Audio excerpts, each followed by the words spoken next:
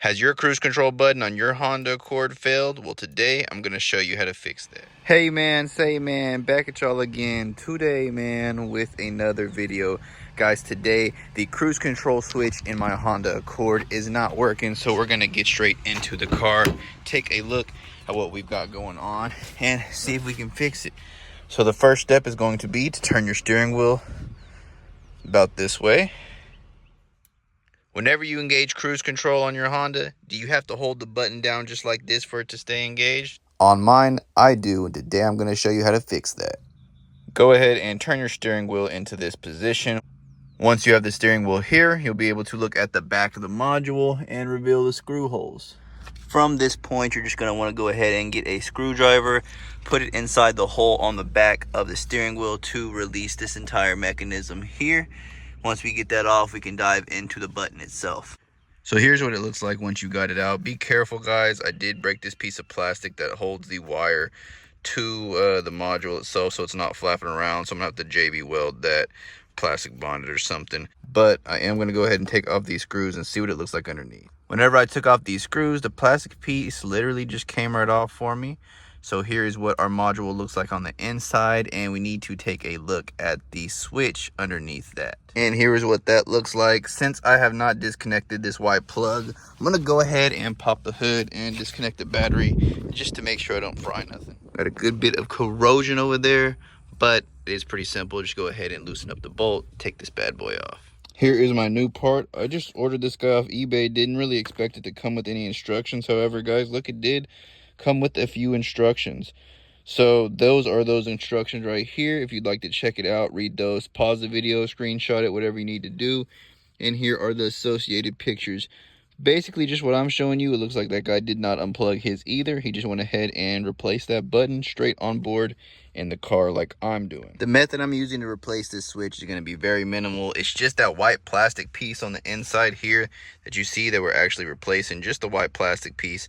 So we pop off this cover, access that plastic piece, and we don't even have to desolder and resolder in the new one. That is optional if that's something you want to do. However, I don't feel like messing with any of that. Gonna make this repair done in less than 30 minutes. Be very careful when removing this cruise control button from the on top of the white plastic switch on the module. When I was finally able to get this thing off, it immediately shot like crazy across my car. Kind of worried I wasn't going to be able to find it, but I did. So now we just remove this little rubber membrane and we can see our switch there. Here is how the new switch looks disassembled. Again, be very careful with this guy as well, because this thing shoots apart as soon as you open it. So to pry apart this switch, you have these plastic coverings right here holding in the white plastic. Just peel outwards with your nail, top and bottom. You'll be able to get access to that switch. Here's how you look when you finally get that thing off. It is gonna try to fly at you, so be very careful with that. Once you got your new switch ready to go, you're just going to install that back under there and then reinstall the cover. Haha, it was as simple as that. Listen to this click, guys. See how it stays in now? My cruise control should be back to functioning normal. So of course, guys, reinstallation is going to be opposite of removal. Reinstall your grommet.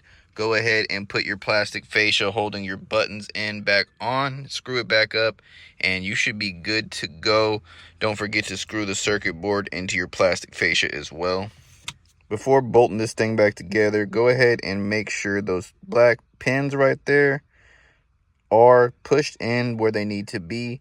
I noticed when I first tried to slap this back together, the pins weren't where they needed to be, so there wasn't any response when I pressed the buttons. So I looked at it, realized those pins weren't part of the mechanism themselves. They're just loose pins.